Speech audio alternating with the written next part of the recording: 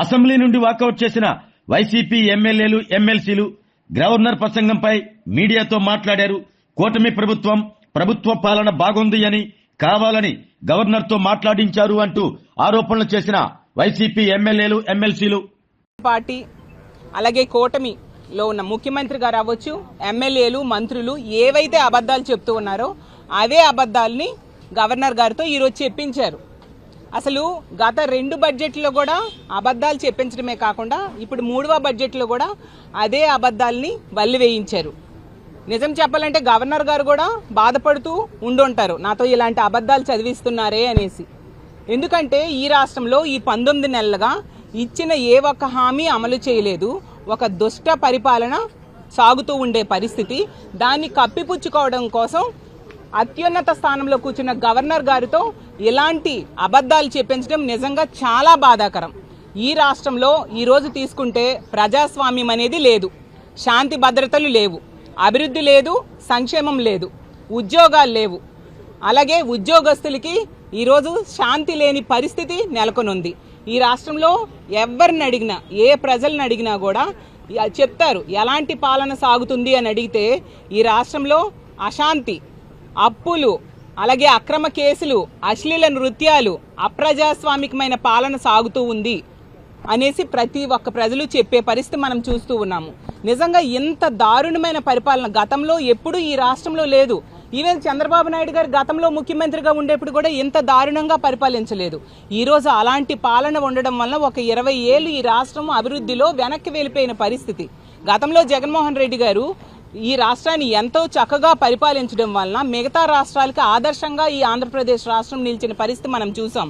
Is of doing లో number 1 స్థానంలో నిలబెట్టారు జగన్మోహన్ రెడ్డి గారు. అలాగే విద్య, వైద్యం, వ్యవసాయ రంగాలకి పెద్దపీట వేస్తూ నిజంగా మిగతా రాష్ట్రాలన్నిటికి కూడా వీళ్ళ ఆదర్శంగా, మన ఆంధ్రప్రదేశ్ రాష్ట్రం ఆదర్శంగా ఉండే పరిస్థితి మనం చూసాం. నిజంగా అప్పుల్లో తీసుకుంటే 3.22 లక్షల కోట్లు అప్పు చేశారు కేవలం 19 నెలల్లో కూటమి ప్రభుత్వం. అంటే అది ఆల్ టైమ్ రికార్డు. అంత దారుణంగా రాష్ట్రాన్ని అప్పుల్లో ముంచేసిన పరిస్థితి. అలాగే నిరుద్యోగులకి ఈరోజు ఉద్యోగాలు లేకపోవడం వల్ల నిరుద్యోగులు ఈరోజు ఆత్మహత్యలు చేసుకునే పరిస్థితికి దాపురించింది ఆంధ్రప్రదేశ్ రాష్ట్రంలో. 8.2% నిరుద్యోగిత రేట్లో మనం దేశంలోనే మొదటి స్థానంలో ఉన్నాం. ఇంత దారుణమైన పరిస్థితులు గతంలో ఎప్పుడైనా చూసామా నేను అడుగుతూ ఉన్నాను. అలాగే నిరుద్యోగులకి నిరుద్యోగ భృతి ఇస్తామన్నారు. అది ఇప్పటి వరకు కూడా 19 నెలలైనా 3వ బడ్జెట్ ప్రవేశపెడుతూ ఉన్నారు, ఇప్పటికి కూడా ఇవ్వని పరిస్థితి మనం చూస్తూ ఉన్నాము. అలాగే రైతులకి పెట్టుబడి సాయం లేదు, గిట్టుబాటు ధర లేదు. దానివల్ల రైతులు ఈరోజు ఆత్మహత్యలు చేసుకుంటూ ఉండే పరిస్థితి మనం చూస్తూ ఉన్నాము. అలాగే మహిళల్ని ఎంత నిట్టనిలువుగా మోసం చేశారంటే ఎన్నో హామీలు ఇచ్చారు, ఏ ఒక్క హామీ కూడా అమలు చేయలేదు సరికదా. మహిళలకి రక్షణ ఇవ్వకుండా ఉండే పరిస్థితి మనం చూస్తూ ఉన్నాము. ఎంత దారుణంగా వాళ్ళ ఎమ్మెల్యేలు, వాళ్ళ నాయకులే మహిళల్ని వంచిస్తూ ఉంటే వీళ్ళు చోద్యం చూస్తూ మహిళలకి కాపాడని పరిస్థితి మనం చూస్తూ ఉన్నాము. అలాగే మహిళల సాధికారత ఈరోజు నిట్టనిలువుగా ఘోరమైన పరిస్థితిలో సాధికారత కోల్పోయిన పరిస్థితి ఈ రాష్ట్రంలో మహిళలు ఉన్నారు. అలాగే మహిళల పరపతి కూడా తగ్గిపోయిన పరిస్థితి మనం చూసాము. అలాగే డ్వాక్రా సంఘాలకి ఈరోజు బ్యాంకులు లోన్లు ఇవ్వని పరిస్థితి మనం చూసాం. అలాగే మహిళల తాలూకా పొదుపు తాలూకా శక్తి కూడా ఈరోజు ఈ కూటమి పాలనలో తగ్గిపోయిన పరిస్థితి మనం చూసాం.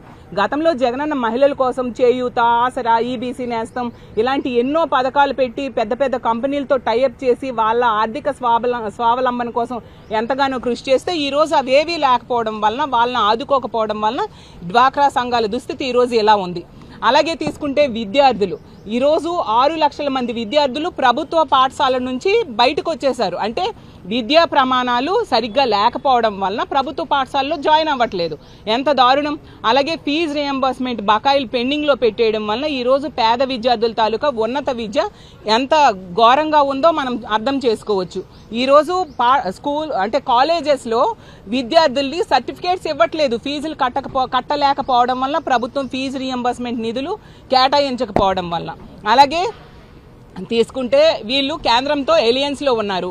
వీళ్ళు ప్రత్యేక హోదా అడగొచ్చు, వీళ్ళ మీద డిపెండ్ అయ్యి ఉన్న కేంద్ర ప్రభుత్వం ఉంది, కానీ వీళ్ళు అడగట్లేదు. వాళ్ళతో కాంప్రమైజ్ అయిపోయి ఉండే పరిస్థితి మనం చూస్తూ ఉన్నాం. అలాగే పోలవరం ఎత్తును కూడా తగ్గించేసిన పరిస్థితి మనం చూస్తూ ఉన్నాం. ఇలా కేంద్రం నుంచి రావాల్సిన ఏ ఎటువంటి నిధులు కూడా రాబెట్టకుండా వీళ్ళు చోద్యం చూస్తూ వీళ్ళ స్వలాభం కోసం మాత్రమే వీళ్ళు పనిచేస్తూ ఉండే పరిస్థితి. ఈ రాష్ట్రంలో ఉన్న భూముల్ని, ప్రభుత్వ భూముల్ని అప్పనంగా తన బినామీలకి దోచిపెడుతూ ఉండే పరిస్థితి, అది కారు చౌకగా దోచిపెడుతూ ఉండే పరిస్థితి రాష్ట్రమంతా చూస్తూ ఉన్నాము. ఆ గీతం భూముల విషయంలో 5,000 కోట్ల రూపాయల విలువైన భూములనేమో తన కుటుంబ సభ్యుడైన భరత్ గారికి రెగ్యులరైజ్ చేయడానికి ప్రభుత్వమే సహకరిస్తూ ఉండే పరిస్థితి మనం చూసాము. అసలు విద్య నేర్చుకోవాల్సిన సంక్షేమ హాస్టల్స్లో ఈరోజు అశ్లీల నృత్యాలు ఆడిస్తూ వాళ్ళకి తప్పుదోవ పట్టిస్తూ విద్యార్థుల భవిష్యత్తుని నాశనం చేస్తూ ఉంటే ఈ ప్రభుత్వం చోద్యం చూస్తూ ఉండే పరిస్థితి మనం చూస్తూ ఉన్నాం. మరి ఎందుకు ఈ సమస్యలన్నిటి మీద కూడా గవర్నర్ గారితో మాట్లాడించలేదు ఈ ప్రభుత్వం అని నేను అడుగుతూ ఉన్నాను.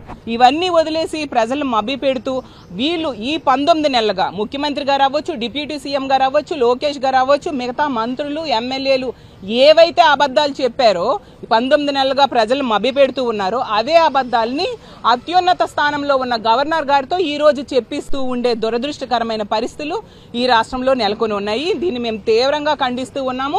ఈ సమస్యలన్నిటి మీద కూడా ప్రతిపక్షంగా మేము ప్రశ్నిస్తామని చెప్పి అసెంబ్లీలో మా అధ్యక్షులైన జగన్మోహన్ రెడ్డి గారికి ప్రతిపక్ష నేత హోదా ఇవ్వట్లేదు. మాకు ప్రతిపక్ష హోదా ఇవ్వని పరిస్థితి, మా ఎమ్మెల్యేలకి, మా పార్టీకి ప్రతిపక్ష హోదా ఇవ్వట్లేదు. దీని వలన మేము ఈరోజు బయటికి వచ్చేయడం జరిగింది. ఎందుకంటే మా వైఎస్ఆర్ కాంగ్రెస్ పార్టీ ఎప్పుడు కూడా ప్రజల తరపున నిలబడి పోరాటం చేసే పార్టీ. ప్రతిపక్షంలో ఉండేటప్పుడు ప్రజల తరపున పోరాటం చేస్తాం, అధికార పక్షంలో ఉండేటప్పుడు ప్రజలకు కావాల్సిన అన్ని కూడా ఇచ్చిన హామీలు అమలు చేస్తాము, వాళ్ళ అభివృద్ధి సంక్షేమానికి పెద్దపీట వేయడం జరుగుతుందని తెలియజేస్తూ ఉన్నాను. అలాగే రానున్న అసెంబ్లీ సమావేశాల్లో ఈ తప్పులన్నిటి మీద కూడా మేము కౌన్సిల్లో, శాసన మండలిలో ప్రభుత్వాన్ని ప్రశ్నిస్తాము. ఇచ్చిన హామీలన్నీ కూడా అమలయ్యేంత వరకు కూడా మా పోరాటం ఇలాగే కొనసాగుతూ ఉంటుంది. వీళ్ళు పాలనలో వైఫల్యం చెందారు. అసమర్థ పాలన అనేది ప్రతి విషయంలో కూడా మనకి అర్థమైన పరిస్థితి. శాంతి భద్రతలు భయంకరమైన పరిస్థితుల్లో ఈరోజు భయాందోళనకు గురి చేసే పరిస్థితుల్లో ఈ రాష్ట్రంలో శాంతి భద్రతలు ఉన్నాయి. వీటన్నిటి మీద కూడా వీళ్ళు ఎటువంటి చర్యలు తీసుకొని పరిస్థితి మనం చూస్తూ ఉన్నాము. ఎంతసేపు కూడా వీళ్ళ పాలన వైఫల్యాల్ని కప్పిపుచ్చుకోవడం కోసం డైవర్షన్ పాలిటిక్స్ చేస్తూ ఉండే పరిస్థితి మనం చూస్తూ ఉన్నాము. ప్రతి సందర్భంలో కూడా వీళ్ళ పాలనా వైఫల్యాలను కప్పిపుచ్చుకోవడానికి డైవర్ట్ చేస్తూ రకరకాల అవసరం లేని ఇష్యూలు, అబద్ధ ప్రచారాలు చేస్తూ ఉండే పరిస్థితి మనం చూస్తూ ఉన్నాము. అందుకే ఈ గవర్నర్ గారితో ఇలాంటి పచ్చి అబద్ధాలు చెప్పించారు. ఈరోజు చంద్రబాబు నాయుడు గారు అవ్వచ్చు, పవన్ కళ్యాణ్ గారు, లోకేష్ గారి తాలూకా పాలనా వైఫల్యము, అలాగే తెలుగుదేశం పార్టీ నాయకుల తాలూకా అరాచకాలని రానున్న రోజుల్లో మేము మా శాసన మండలిలో ఎండగట్టబోతూ ఉన్నాము. అలాగే గవర్నర్ గారి దృష్టిలో కూడా అతనితో వీళ్ళు చెప్పిన అబద్ధాలు కూడా మేము తెలియజేయబోతూ ఉన్నాము. ఈ గవర్నర్ గారి ప్రసంగాన్ని కూడా మార్చాల్సిందిగా మేము కోరబోతూ ఉన్నాము. రానున్న రోజుల్లో ప్రజల తరపున ఈ నెల రోజులు శాసన మండలి సమావేశాల్లో మేము ప్రశ్నించబోతున్నామని తెలియజేస్తూ ఉన్నాం. Thank you.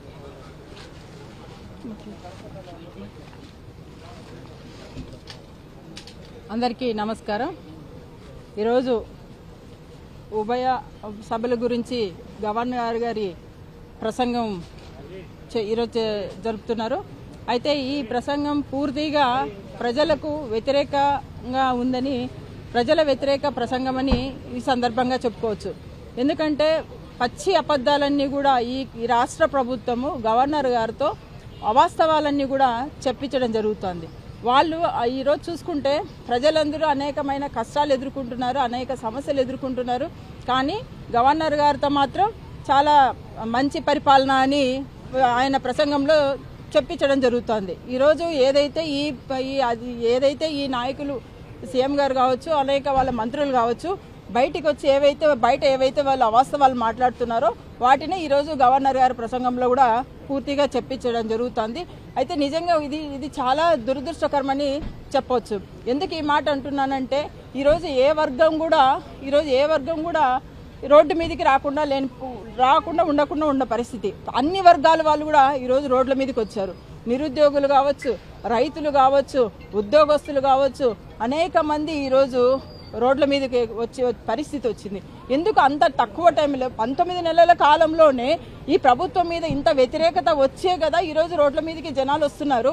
ఈరోజు నేను ఒకటే గట్టిగా అడుగుతున్నాను. ఈరోజు రైతులకు గిట్టుబాటు ధర లేకుండా పోవడము, పెట్టుబడి ఇవ్వకపోవడం వల్ల ఈరోజు రైతులు రోడ్ల మీదకి ఎక్కే పరిస్థితి, ఈరోజు ఎప్పుడు లేని విధంగా, ఎక్కడ కూడా చూడని విధంగా ఈరోజు ఉద్యోగస్తులు ఆత్మహత్యలు చేసుకునే పరిస్థితి, రైతులు ఆత్మహత్యలు చేసుకునే పరిస్థితి, నిరుద్యోగుల వలసలు వెళ్లే పరిస్థితి, ఇలాగ చెప్పుకుంటూ పోతూ అనేక మంది రోడ్ల మీదకి వచ్చి ఈరోజు ఆత్మహత్యలు చేసుకునే పరిస్థితి. ఉద్యోగస్తులు అయితే ప్రభుత్వ ఉద్యోగులు ఇంతమంది ఈ 19 నెలల కాలంలోనే ఇంతమంది ప్రభుత్వ ఉద్యోగులు మరణించిన సంఖ్య నిజంగా వీళ్ళకి ఇది ఒక హిస్టరీగా మిగిలిపోతుంది. ఈ కూటమి ప్రభుత్వానికి ఇది ఒక హిస్టరీ. ఎందుకంటే ప్రభుత్వ ఉద్యోగాల మీద అనేకమైన ఒత్తిడి తీసుకొచ్చి ఈరోజు అనేకమైన మరణాలు సంభవిస్తున్నాయంటే నిజంగా ఎందుకు ఈ ప్రభుత్వము చూస్తూ అలా ఉందని తెలియజేస్తున్నాము. అయితే నేను ఒకటే అడుగుతున్నాను, ఈ ప్రభుత్వం వచ్చి 19 నెలలు అయినా కూడా ఈరోజు ఈ గవర్నర్ గారి ప్రసంగంలో కూడా ఉద్యోగస్తులకు మేలు చేసిన పరిస్థితి ఎక్కడా కూడా కనిపించలేదు. ఈరోజు చూసుకుంటే 19 నెలల్లోనే 3.22 లక్షల కోట్లు అప్పులు చేసి ఈరోజు దాదాపుగా ఉద్యోగస్తులకు కూడా ఇవ్వాల్సిన బకాయిలు 31 వేల కోట్ల అప్పులు ఉన్నాయి. ఆ బకాయిలు చెల్లించాల. ఎక్కడా కూడా ఈరోజు వచ్చిన వెంటనే ఐఆర్ ఇస్తామన్నాడు, అవి కూడా ఇవ్వలే. అంటే ఎక్కడా కూడా ఉద్యోగస్తులతోనే ఈ ఉద్యోగస్తులు కూడా ఈ ప్రభుత్వ అధికారం రావడానికి ఉద్యోగస్తులు ముఖ్య పాత్ర పోషించారు. వాళ్ళకు కూడా ఈరోజు ప్రయారిటీ ఇవ్వకుండా, వాళ్ళకు కూడా ఇచ్చే బకాయిలు కూడా చెల్లించకపోగా వాళ్ళకు మళ్ళీ అనేకమైన పని ఒత్తిడి భారం కల్పించడం జరుగుతుంది. అనేకమైన ఈ ప్రభుత్వం వచ్చిన తర్వాత ఆ రోజు వాలంటీర్లు కూడా ఏం చెప్పారు, మేము అధికారంలోకి వచ్చిన వెంటనే 10,000 ఇస్తామని మభ్య పెట్టి మాయ చేసి వాళ్ళ వాలంటీర్లకు మభ్య మాటలు చెప్పడం జరిగింది. ఈరోజు వాళ్ళ అధికారంలోకి వస్తేనే అసలు వాలంటీర్లను పట్టించుకునే పరిస్థితే లేదు. వాళ్ళతో సర్వీస్ చేయించుకున్నారు కానీ వాళ్ళని పట్టించుకునే పరిస్థితి లేదు. ఈరోజు 2,40,000 మంది వాలంటీర్లు రోడ్డున పడ్డారు. అలాగే చూసుకుంటే ఉద్యోగస్తులు అందరూ కూడా ఈరోజు అనేక మంది ఉద్యోగస్తులు కూడా నిరుద్యోగ భృతి ఇస్తామని చెప్పాడు. 3,000 రూపాయలు నిరుద్యోగ భృతి అన్నారు. నిరుద్యోగ భృతి లేక ఈరోజు వాళ్ళు నిరుద్యోగులు కూడా రోడ్ల మీదకి వచ్చారు. అనేకమైన మంది అంటే ఈరోజు జాబ్ క్యాలెండర్ అన్నారు. మా జాబ్ క్యాలెండర్ జనవరిలోని జాబ్ క్యాలెండర్ అన్నారు. జాబ్ క్యాలెండర్ ఇచ్చే పరిస్థితి లేదు. అంటే ఇలాగ అనేకమైన అలివిగాని హామీలన్నీ ఇచ్చి ఈ ప్రభుత్వం అధికారంలోకి రావడం జరిగింది. వచ్చిన వెంటనే కూడా సూపర్ 6 అన్నారు, వాటిలో 3 మాత్రమే ఇచ్చారు. 3 కూడా అర్రకొర ఇవ్వడం జరిగింది. ఇంకా 3 అసలు ఇవ్వని పరిస్థితి. అంటే ఇలాగ అన్ని అవాస్తవాలు మాట్లాడుతూ ఈ పరిపాలన కొనసాగిస్తున్నారు ఈ ముఖ్యమంత్రి గారు. నేను ఒకటే సూటిగా ప్రశ్నిస్తున్నాను.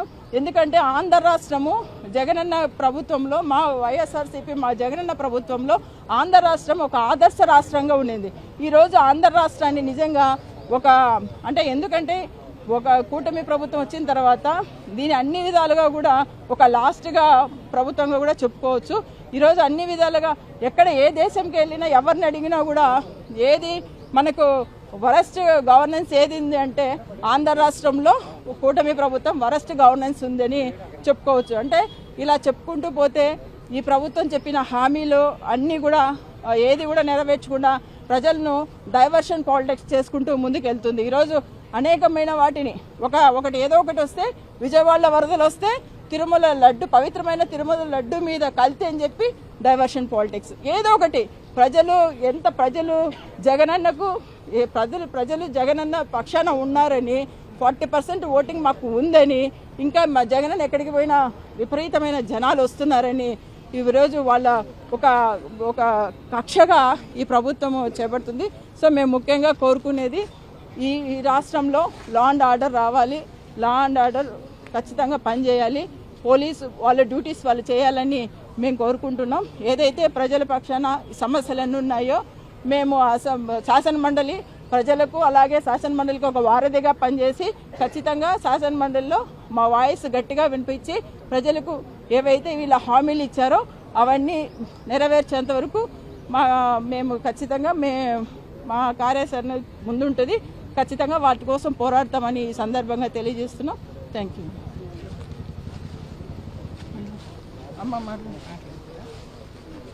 అందరికీ నమస్కారము. ఈరోజు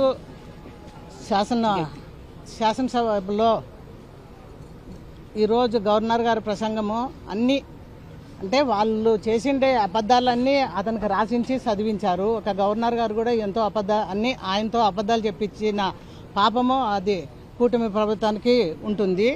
ఈరోజు రాష్ట్రంలో ప్రతి ఒక్కటి ఈరోజు రైతులు వాళ్ళ పరిస్థితి చూస్తే ఎంతో అధ్వానంగా ఉంది. ఎందుకంటే పంట పెట్టుకునేటప్పుడు యూరియాలు దొరకలే. వాళ్ళు ఎంతో కష్టపడి క్యూలో ఉండి బ్లాక్లో కొని అన్ని మందులు పెస్టిసైడ్ అంతా చాలా విపరీతమైన ఇది ఉన్న పెస్టిసైడ్ అది రేట్లు ఎక్కువ ఇచ్చారు.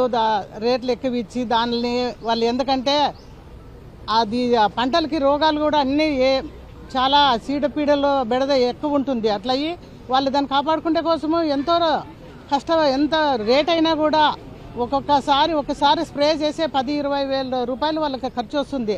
అలాంటి కష్టాల్లో ఉండి వాళ్ళ రైతులు పండించిన పంటకి ఈరోజు జగనన్న ప్రభుత్వంలో కంది పంట అంటే రాయలసీమలో కంది ఎక్కువ వేస్తారు. రాయలసీమలో జగనన్న ప్రభుత్వంలో అది పంట కొద్ది పేలైతే 1 ఎకరాకి 12,000 ఇచ్చిన ఘనత మన జగన్మోహన్ రెడ్డి ప్రభుత్వంలో జరిగింది. ఈరోజు ఇన్పుట్ సబ్సిడీ లేదు. తర్వాత ఆ రోజు 900 నుంచి 1000 రూపాయల వరకు కందల రేటు పలికినాయి. ఈరోజు చూస్తే 6,000, 7,000 ఉన్నాయి. అదేవిధంగా మొక్కజొన్న కూడా ఎక్కువ పండిస్తారు రాయలసీమ జిల్లాలో. ఆ మొక్కజొన్నకు కూడా ఆ రోజు జగనన్న ప్రభుత్వంలో 2,000, 2,200, 300 వరకు పలికాయి. అదే ఈ రోజు చూస్తే 1,700 కూడా అడిగే వాళ్ళు ఎవరూ లేరు. ఇంత అధ్వానమైన పాలన ఈ కుటుంబ ప్రభుత్వంలో ఉంది. కాబట్టి రైతుల్ని ముంచేశాడు. అదేవిధంగా ప్రజల్ని ముంచే ప్రతి ఒక్క ఏది తీసుకున్నా కూడా రాష్ట్ర పాలన అనేది ఎంత అధ్వానంగా ఉందంటే ఎక్కడైనా కూడా ఏముందంటే వాళ్ళు సంపాదించుకోవడము, వాళ్ళు ఎక్కడైతే ఏవి ప్రైవేట్ భూములు ఉన్నాయి, ఇవి గవర్నమెంట్ ల్యాండ్స్ ఉన్నాయి, అవి కబ్జాలు చేసే దాని వరపై చూస్తున్నారు. కానీ ప్రజాపాలన గురించి ఎక్కడా వాళ్ళు ఆలోచించడం లేదు. అదేవిధంగా ఈరోజు ఆడబిడ్డని అన్నారు ప్రతి ఒక్కరు. ఆ రోజు ఏమంటే ఆయన సూపర్ 6 అని ఆయన ఎలక్షన్ మేనిఫెస్టోలో పెట్టిన దానికి ప్రజలు బీద వాళ్ళు పల్లెల్లో ఎంతో ఆశపడతారు. ఏదో ఇస్తారేమోలే, ఈయన నిజమే పోయినసారి అబద్ధాలు చెప్పినాడు, ఈసారి అబద్ధం చెప్పుకోకుండా పోవచ్చు అని చెప్పేసి ఆయన గురించి అందరికీ తెలుసు. అయినా ఒక చిన్న ఆశ, ఆ ఆశతో అందరూ కలిసి ఈ నిరుద్యోగులు కానీ ఈ ఆడవాళ్ళు కానీ ఒక ఇంట్లో 2-3 ఉంటే నెలకు 1,500 వస్తుందిలే అని చెప్పేసి వాళ్ళు ఆశపడి చేసి వాళ్ళందరికీ ఎగనామం పెట్టాడు. అదేవిధంగా 50 ఏండ్లకు ఎస్సీ, ఎస్టీ, బీసీ మహిళలకు 50 ఏండ్లకు పెన్షన్ అన్నాడు. 2 సంవత్సరాలు గడిచి వస్తుంది, ఇంతవరకు ఒక పెన్షన్, కొత్త పెన్షన్ లేదు. కొత్త పెన్షన్ అంటూ ఎక్కడా లేదు. ఇంతమంది ఇప్పుడు తర్వాత ఈ అమ్మకి తల్లికి వందనం అన్నాడు. అది కూడా ప్రతి ఫ్యామిలీలోనూ అందరికీ జరగలేదు. ఒక ఇంట్లో ఒకరికి వస్తే, ఒకరింట్లో 2కి వస్తే అట్లా వచ్చిన ఏ దాంట్లో కూడా ప్రజలు సంతోషంగా లేరు. ఇది తిరుపతి లడ్డాన్ని చూస్తావా, అది ఇప్పుడు సుప్రీంకోర్టు క్లీన్ చిట్, ఇది సిబిఐ చిట్ ఇచ్చింది. దానిపైన మాట్లాడిన మంత్రుల మీద మళ్ళీ వాళ్ళపైన ఇది తప్పు, ఇది కూటమి ప్రభుత్వం చేసిన ఈ కల్తీ అనేది ఇది తప్పు, సుప్రీంకోర్టే ఇచ్చింది అని చెప్తే వాళ్ళ మీద దాడులు చేసి వాళ్ళ ఇండ్ల మీద పెట్రోల్ బాంబులు వేసి ఇంత అరాచకాలు చేస్తున్నారు. అదేవిధంగా వాళ్ళు చేసినా కూడా వాళ్ళని చేసిన వాళ్ళ మీద కేసులు పెట్టడం లేదు, చేయించుకున్న దెబ్బలు తిన్న వాళ్ళ మీద కేసులు పెట్టి లోపలేసే పరిస్థితి వచ్చింది.